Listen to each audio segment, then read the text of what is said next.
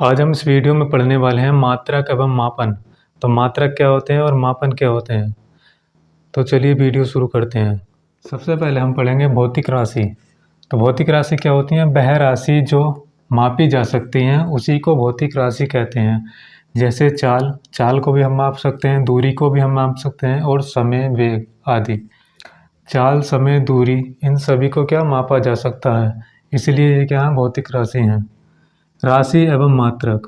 किसी भी राशि को मापने के लिए परिमाण एवं मात्रक की आवश्यकता होती है। जब भी हम किसी राशि को मापते हैं हमेशा परिमाण एवं मात्रक की आवश्यकता पड़ेगी।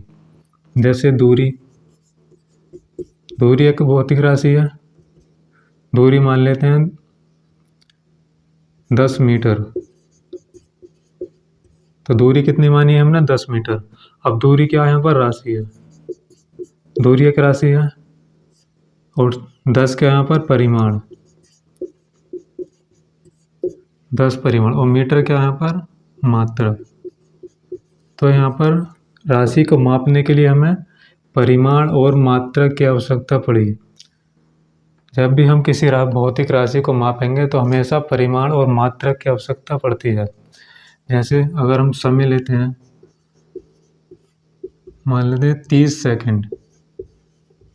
तो समय कितना है? 30 सेकंड। समय एक राशि है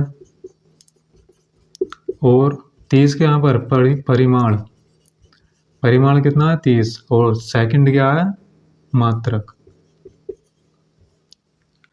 तो किसी भी भौतिक राशि को मापने के लिए हमेशा परिमाण और मात्रक की आवश्यकता पड़ती है। तो भौतिक राशि क्या होती हैं? वह राशि जिनको हम माप सकते हैं वह भौतिक राशि कहलाती हैं। और भौतिक राशियों को मापने के लिए हमेशा परिमाण और मात्रक की आवश्यकता होती है। अब हम पढ़ेंगे मात्रकों की प्रणाली के बारे में कि मात्रों की प्रणाली को कितने पार्ट में डिवाइड किया गया है और कौन कौन सी प्रणाली होती हैं। तो पहली प्रणाली होती है MKS पद्धति, दूसरी होती है CGS पद्धति और तीसरी होती है FPS पद्धति और फोर्थ होती है SI पद्धति। तो इन सबको 4 पार्ट में डिवाइड किया गया है, MKS, CGS और FPS, और फोर्थ है SI पद्धति। तो पहले हम इन तीनों के बारे में जानेंगे। लंबाई को किस में मापते हैं, द्रव्यमान को और समय को किस में मापा जाता है। MKS पद्धति का दूसरा नाम मैट्रिक पद्धति है। इसको मैट्रिक पद्धति के नाम से भी जाना जाता है। इसमें लंबाई को मीटर में मापा जाता है, द्रव्यमान को किलोग्राम में मापा जाता है, समय को सेकंड में मापा जाता है। उसके बाद आती है CGS पद्धति, जिसका दूसरा नाम क्या है? फ्रेंच पद्धति। इसमें लंबाई को सेंटीमीटर में मापते हैं, द्रव्यमान को ग्राम में, समय को सेकंड में मापा जाता है। तीसरी है FPS पद्धति।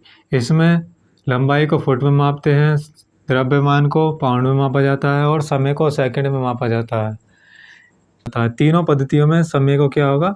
सेकंड में ही मापा जाएगा। तो 3 पद्धति हैं, पहली है MKS, CGS और FPS। इसके बाद पढ़ेंगे हम SI पद्धति के बारे में। अब हम पढ़ेंगे SI पद्धति के बारे में। SI पद्धति क्या होती है? इसको SI सिस्टम कहते हैं और ये इंटरनेशनल सिस्टम होता है, मतलब अंतर्राष्ट्रीय पद्धति। इसमें 3 टाइप्स के आते हैं। पहला मूल मात्रक होगा, संपूरक मात्रक और तीसरा व्युत्पन्न मात्रक। तो पहले हम पढ़ेंगे मूल मात्रक। मूल मात्रक क्या होते हैं?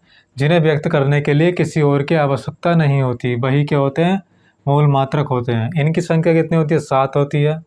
पहले लंबाई, द्रव्यमान, समय, तापमान, विद्युत धारा, पदार्थ की मात्रा, ज्योति तीव्रता, इनके अलग अलग मात्रक होते हैं। तो पहला लंबाई का मात्रक क्या होगा? मीटर। इसको हम डिनोट किससे करेंगे? M से डिनोट करते हैं। द्रव्यमान को किलोग्राम से डिनोट करते हैं और kg क्या हो जाएगा? इसका प्रतीक चिन्ह हो जाएगा। समय का मात्रक सेकंड होगा और इसको हम S से डिनोट करेंगे। तापमान का मात्रक केल्विन होगा और K से डिनोट करेंगे इसको। विद्युत धारा का मात्रक एम्पियर होगा, इसको A से डिनोट करेंगे। पदार्थ की मात्रा, इसका मात्रक क्या होगा? मोल होगा, इसको हम M से डिनोट करेंगे। और ज्योति तीव्रता का मात्रक क्या होगा? कैंडेला होगा, इसको हम C से डिनोट करते हैं। तो टोटल कितना होगा? 7 राशियाँ हो गई जिनके मात्रक अलग अलग होते हैं। दूसरा आता है संपूरक मात्रक। संपूरक मात्रक 2 प्रकार के होते हैं। पहला होगा कोण, दूसरा होगा घन कोण। इनके अलग अलग मात्रक होते हैं दोनों के। कोण का मात्रक क्या होगा? रेडियन और घन कोण का मात्रक क्या होगा, स्टेरेडियन। उसके बाद आते हैं व्युत्पन्न मात्रक। तो व्युत्पन्न मात्रक क्या होते हैं, जो मूल मात्रकों की सहायता से प्राप्त किए जाते हैं वो मूल मात्रक कहलाते हैं। जैसे अगर हम चाल लेते हैं तो चाल बराबर क्या होता है, दूरी बटे समय। दूरी बटे क्या होगा, समय। तो ये किसकी सहायता से बने हैं, मूल मात्रकों की सहायता से बने हैं। दूरी क्या है यहाँ पर, मात्र मूल मात्रक है, और समय क्या है, मूल मात्रक है।